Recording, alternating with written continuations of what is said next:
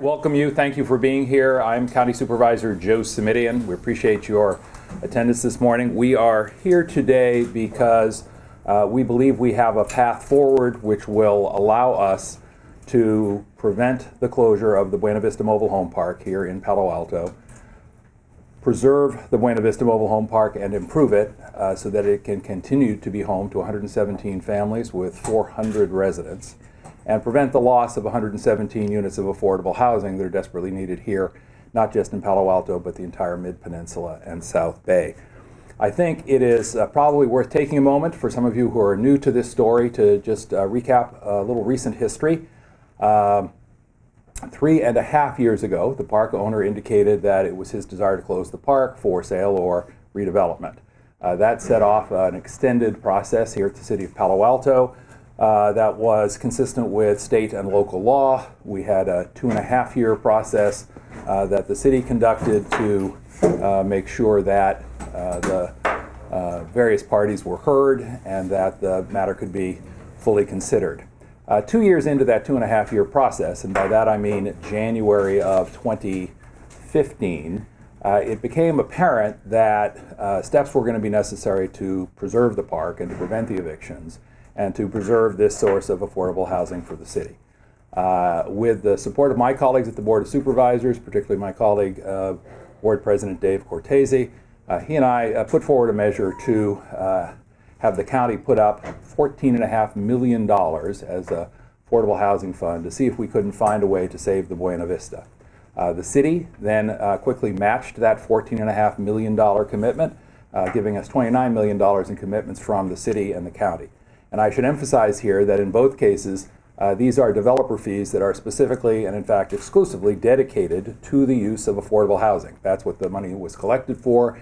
That is what it is to be used for. And it does not involve the use of general fund taxpayer dollars. Along the way, we were able to pull a Southern California nonprofit, the Caritas Corporation, into the conversation. They exist for the specific purpose of acquiring and maintaining affordable mobile home communities here in California. They have 20 parks around the state, and it looked like we were on a good track to see if there was a win-win solution. $29 million in hand, an owner-operator ready to go. And once the decision to authorize the closure had been made in May of 2015, I was able to sit down with the ownership literally the very next day, the morning after the closure decision was made, and have a conversation about where things might go from there. I was heartened, and I want to recap this again for those of you who are new to the story. I was heartened along the way by the level of support from the community. We had support from, more than 24 former mayors and council members, from 18 former and present school board members, including all 5 members of the current Palo Alto School Board. We had local legislative support as well from our Congresswoman Anna Eshoo, State Senator Jerry Hill, State Assembly Member Rich Gordon, and I know someone from Assembly Member Gordon's office is here this morning. We thank you for being with us. We asked the community to come and show its support with a rally here at City Hall. We hope that 100 or 200 folks might make their way to the council chambers. 500 folks showed up from every neighborhood in this town, from every walk of life, to say that they stood with their friends and neighbors at the Buena Vista and that they hoped a solution would be forthcoming. The local PTA got involved. Not only did the local PTA get involved, but 2 community groups, Palo Altans for Sensible Zoning and Palo Alto Forward, who do not always see things the same in terms of our local land use policy making and politics, both stepped up to say this was a solution that they could support.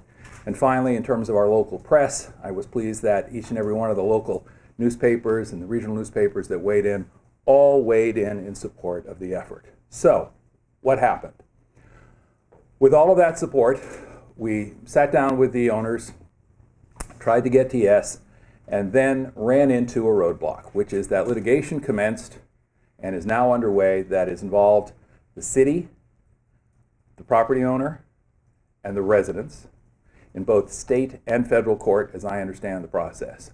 Once that litigation commenced, people, as they do in litigation, ended up in a combat mode rather than a collaborative mode, and negotiations came to a halt.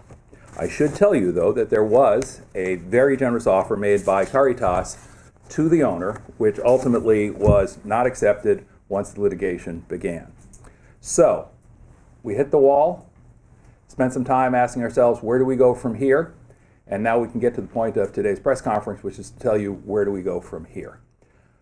We have pulled together between the city, the county, and the housing authority of the County of Santa Clara a proposal for a three-way partnership. Again, three different entities, the city, the county, and the housing authority, County of Santa Clara, who can come together and acquire the property pursuant to the terms of a memorandum of understanding, which will be available this afternoon at 5 o'clock when the Board of Supervisors agenda is posted. Essentially, we have gone to the housing authority for three reasons. First, they have the resources, when added to what we have already identified from the city and the county, to close any gap that might exist. And the ultimate purchase price remains to be seen.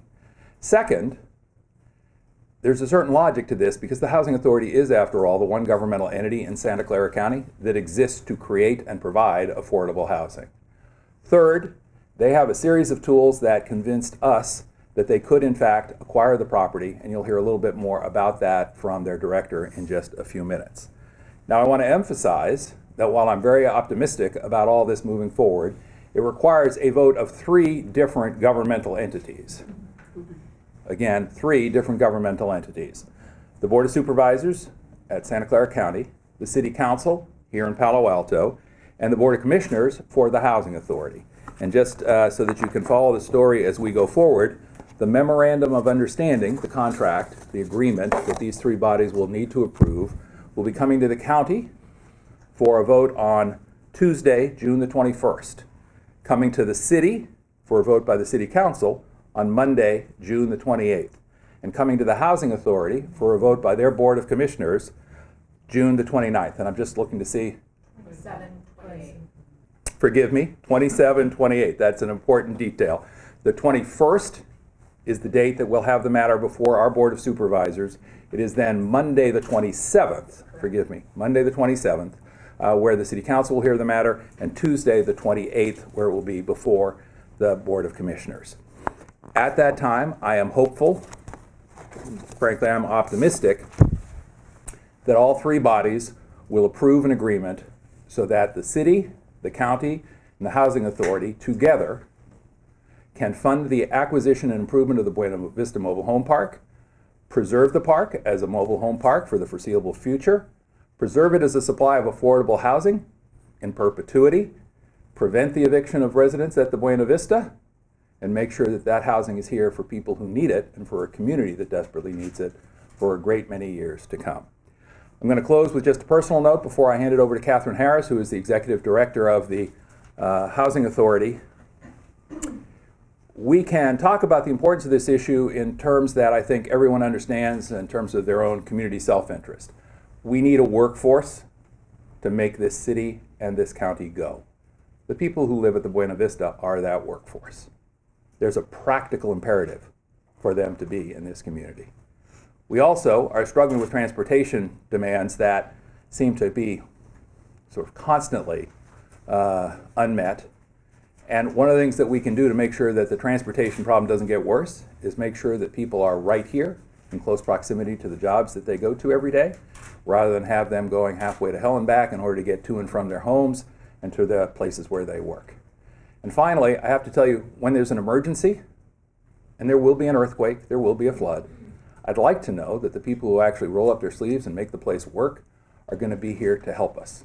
Because as far as I can tell, every cop, firefighter, and nurse in Northern California lives in Tracy, and they're not going to be here when we need them. So this imperative for affordable housing is it's important because of our economy, it's important because of our transportation system, it's important because of our public safety needs. But on a closing and personal note, this is not just a community that I represent. This is my hometown. I have lived here for 49 years. This has always been a place of opportunity. When I showed up here as a 14-year-old kid to start Palo Alto High School, I had no idea what opportunities would or wouldn't be available to me. But I can tell you the opportunities I have had have an awful lot to do with the fact that I came to a community full of good people who were willing to help others move up the ladder, that insisted on good schools, that were the key to success for so many of us, And we're here today, in my judgment, because we want the same opportunities for those 400 folks who live at the Buena Vista. We want that same opportunity for the 125 kids who live at the Buena Vista. That's why we're here today. And I believe that in a matter of just the next few weeks, if every one of these organizations will step up, and I hope they'll vote unanimously as they have in previous votes, we're going to make sure that those practical imperatives are met, but that the opportunity we all enjoyed is there for these families as well. Thank you. Let me turn it over to Catherine Harris. Supervisor, can I grab your name and spelling real quick, please? Sure. Once again, I'm County Supervisor Joe Simitian. I represent the 5th Supervisorial District, and the name is spelled J-O-E for Joe Simitian. That's S-I-M-I-T-I-A-N. No relation to Mississippi, by the way, for those of you who are spellers. Catherine Harris, you want to come on up and let folks know the role of the Housing Authority, Sure. please? The Housing Authority's mission is to provide and inspire affordable housing solutions for low-income families in Santa Clara County and help them to achieve financial stability and self-reliance. To this end, the agency pursues various community partnerships. We leverage funds to develop and preserve affordable housing. The Housing Authority's Board of Commissioners has authorized me already to pursue this partnership with the City of Palo Alto and the County of Santa Clara with the goal of preserving the Buena Vista Mobile Home Park. The Housing Authority's Board has also authorized me to obtain an appraisal and to undertake the other due diligence activities that are needed to make the decision to buy the park. The agency comes to this partnership with the intention of preserving affordable housing and keeping people in their homes and out of homelessness. We bring a unique set of tools. We have expertise in developing, preserving, improving, and financing affordable housing. The agency's Board of Commissioners is very excited to join this partnership, and we look forward to being able to help meet the goal of preserving the Buena Vista Mobile Home Park as permanent affordable housing in this community. Thank you. Thank you, Catherine. Let me ask Palo Alto Mayor Pat Burt to join us here to say a few words, but let me also recognize former mayor and current council member Karen Holman. Councilmember Holman was mayor during the past year, during which many of these conversations took place. Seamlessly, Mayor Pat Burt stepped up and in and has been a partner with us during the last 6 months in getting us to this point today. Mayor Burt? The effort to keep Buena Vista as a portion of our community and a vital part of providing diversity to our community and the resources of a workforce that is continuously challenged by our very high housing prices here in Silicon Valley and in Palo Alto. This challenge has been one that for more than a year and a half, the City Council has been fully committed to devoting its resources to the extent that we are able. And the city has already unanimously supported allocating $14.5 million in our affordable housing funds. And these are funds that are not taxpayer dollars. They are funds collected from development projects and used specifically and solely for purposes of affordable housing. The support for this effort has come from an incredible array of community and groups and individuals from our school district and our PTA and all sorts of diverse community groups, and as well as from a broad range of former elected officials on our school board and our city council. Frankly, it's probably the greatest consensus of support that we've seen on any issue in memory. In addition, we've had the support of our state and federal elected officials for the same effort. So I'm very enthused about this opportunity to collaborate with the Housing Authority, with this third partner in the initiative, and them now as a lead entity going forward. We're very optimistic, and the City Council will be having an open discussion on the memorandum on next Monday, June 27th. A week from Monday, on June 27th. And we look forward to the public joining us. Thank you. Thank you, Mayor Burt. And finally, but perhaps most importantly, we want to welcome to the podium Erica Escalante. Erica is the president of the Buena Vista Mobile Home Park Residents Association. You can tell by her t-shirt. And Erica, if you'll come forward and share a few words, we would appreciate it. Thank you. And yes, nearly 4 years ago, we were hit with the news that we could lose everything, our homes, our jobs, and our community. We fear for the future, but we stick together, and we embarked on this long journey that has been filled with lots of anxiety, emotions, and unknowns.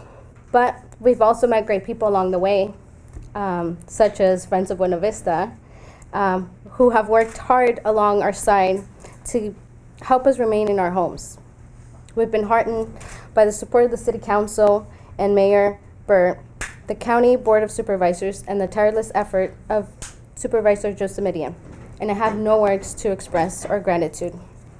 And now here we are today, presented with a new plan to potentially save our homes, and we couldn't be happier. It looks like there will be a light at the end of the tunnel. I would also like to thank Catherine Harris, Executive Director of Santa Clara County Housing Authority, for joining in our effort. I know there's still a lot of work to be done, and we will continue to work hard to remain at Buena Vista. We will need your continued support and commitment to help in our efforts as we pivot in this new direction outlined by Supervisor Simitian.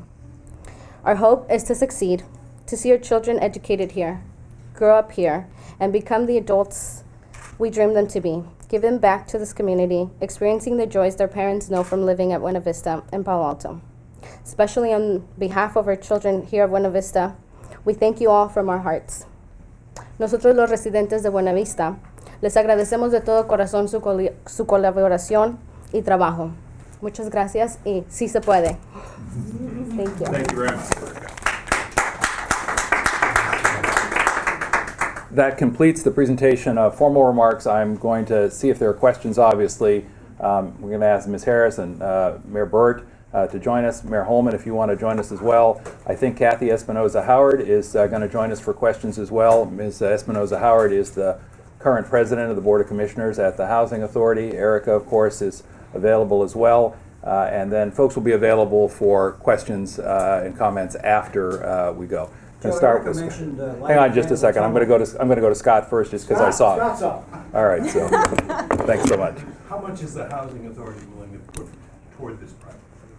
Right now, our board, once the MOU is approved, but what we're requesting is $250,000 of federal funds be committed to explore what we're calling the pre-acquisition decision, to undertake the due diligence and the appraisal necessary so that at the end of the day, we can hopefully save these homes and prevent these families from becoming homelessness. Can I follow up just briefly? Yes. There's going to be more than that. Yes. You can tell us what. And let me just say, the expectation is that the Housing Authority will ultimately perform a market appraisal. That appraisal will be the basis for establishing a purchase price. Correct. That purchase price, which will be the fair market value of the property, will be met first with the $14.5 million from the city, $14.5 million from the county, and the gap funding, if you will, would come from the Housing Authority if all proceeds according to plan. From the standpoint of the city and the county, this is good news. We had hoped to cap our contributions at $14.5 million. This agreement allows us to cap the payments from the city and the county at $14.5 million for each entity. From the standpoint of the Housing Authority, they get to acquire a piece of property and 117 units of affordable housing for literally pennies on the dollar. So I think from the standpoint of all three agencies, it's a winner all around. Joe, Erica mentioned the light at the end of the tunnel, but the way I see it, it's still pretty much whistling in the dark. Correct me if I'm wrong. No government agency, city, state, federal, can force the Jissers to sell to you. Am I correct?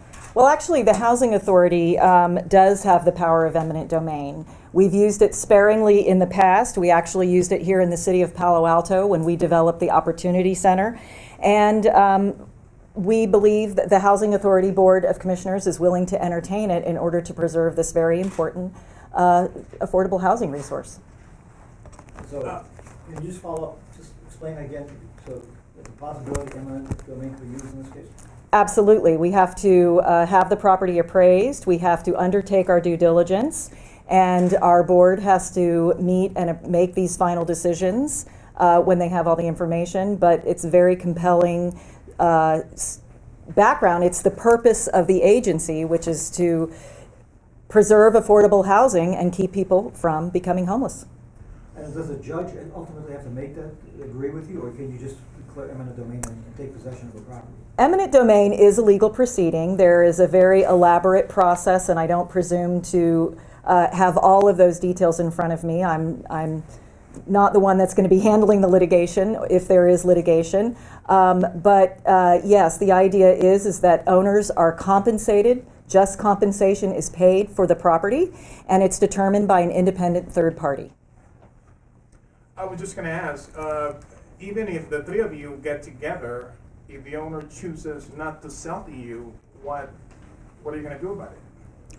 Well, when you want to build a bridge, or you want to preserve open space, or you need a parcel of land to create affordable housing and keep people from being homeless, the power of eminent domain is there for the government, and the Housing Authority is an agency. We are a local agency, a government agency, and we have the power of eminent domain, and housing is what we do. So Affordable housing is what we do. So you're going to twist their arms to sell to you? Legal proceeding that's available to keep these people in their homes and keep them from becoming homeless. It's a legal proceeding that's commonly used for a variety of public resources. I believe, it's my own personal belief, that affordable housing is as much a part of our public infrastructure and our community infrastructure as preserving open space, setting aside land for roads and bridges, and, consistent with our purpose, establishing and preserving affordable housing. And has the owner said that they're willing to sell to you lately? Because in the past, they haven't. I haven't had any conversations with the property owner. As a courtesy, I reached out to the owner this morning, placed a phone call, was unable to reach the owner, left a message, wanted him to know that we were having the press conference so that if any of you reached out to him, it wouldn't come to him as a total surprise. But we've not had conversations about purchase or sale since the negotiations broke off in the fall of last year. So Joe, the difference essentially up to this point is the difference of opinion of what fair market value is, right? They have a different. I would hesitate to speculate about the motives of others. I don't think that's productive. I will say, once the litigation commenced, the negotiations fell apart. And that's not a criticism of anybody who's a party to the litigation, not a criticism of the owner, not a criticism of the city, certainly not a criticism of the residents. But once people went into litigation mode, things just ground to a halt. And so we're hoping to jumpstart the conversation again. And Ms. Harris didn't say it, but I assume that the first part of the conversation is, is there a willing seller once a fair market value has been established? The one thing I can tell you for sure is everybody, the city, the county, and the housing authority, is committed to making sure that the owner gets full and fair market value for the property. And if it ends up in a legal process, that's one way to make sure that the owner gets full and fair market value for the process. My hope would be that we can continue or jumpstart the negotiations again with the housing authority taking the lead this time around. But as you've heard from Ms. Harris, they've got other tools if they have to use them. Just so I have the right number, the total offer is 14, so 29 million? No, I wouldn't speculate about what the total offer is. I know that's a number you'd like, but as you heard earlier, the first step will be for the housing authority to go out and do a market appraisal that will be current, that will be prepared by a professional, and that will be the basis for any conversations with the owner. But the 29 million is the amount that is currently available between the county and city. Yes, it is, and we've, as I said, the memorandum of understanding, which will be available online tonight at about 5 o'clock when it goes up on the county's website, because this is coming up on our agenda next Tuesday, the 21st. I think I do have the day and the date right on that one. Will detail what the terms of the memorandum of understanding are. There'll also be a staff report, what we call legislative file, that will detail some of the conditions that go there. But again, one of the benefits to the city and the county are we cap our contributions at $14.5 million. Now, please understand, there's a lot of deferred maintenance at the Buena Vista. Since the owner has not anticipated keeping this as a mobile home park, you will immediately see when you visit the site that it needs substantial upgrade, improvement, infrastructure investment, whatever you want to call it. Our best estimates are that that's somewhere between $10 to $12.5 million. So you've got a purchase price which is yet to be determined, plus you've got the need for substantial investment to rehabilitate the property, to improve it, to be the kind of place that folks deserve to live in. When I stop there. Should this be something that should be of concern to other property owners? Because understanding the importance of affordable housing on one side of the scale, but what about the rights of a property owner to do with their property as they see fit? I'll let Ms. Harris speak. Well, the Constitution at the federal and state level both provide for the use of the power of eminent domain, paying property owners just compensation for their property, and it's there so that the public infrastructure that we need to have a viable community that works can be acquired. Isn't describing affordable housing as public infrastructure a bit loose? No. Well, the state legislature, when they created housing authorities, did not think it was loose. They thought it was very consistent with our mission, and our mission is to preserve and find affordable housing solutions for low-income families. You alluded to this in a little while ago, but can you explain to me why the use of eminent domain would be justified in this case? Well, after we conduct our due diligence, the next step will be for the Housing Authority Board of Commissioners to consider the acquisition of the property and the public purpose. And that will be set forth in a document that they will consider at a public meeting. And I will invite you to follow the story in about I know, but how does this fall under that? What qualifies this for eminent domain? Affordable housing is a public resource. I don't know. I think it's very important to the fabric of our community. People need a place to live, housing, keeping people out of homelessness. I think this is a community concern. If folks want more information, we'll work with the Housing Authority to get that to you after the conference today. But I want to move on to other topics and questions, if any. Yes? Is the motivation for today's press conference the fact that you all came to this agreement and bringing in the Housing Authority? What was that process? There have been a series of negotiations, largely at the staff level, over the last 5 months. Mayor Burt has participated, as have I, in many of those conversations. But ultimately, if we're going to have a three-way partnership, that has to be voted on in an open and public meeting by 3 different governmental bodies. And those are the 3 meetings that I referenced earlier on the 21st, the 27th, and the 28th.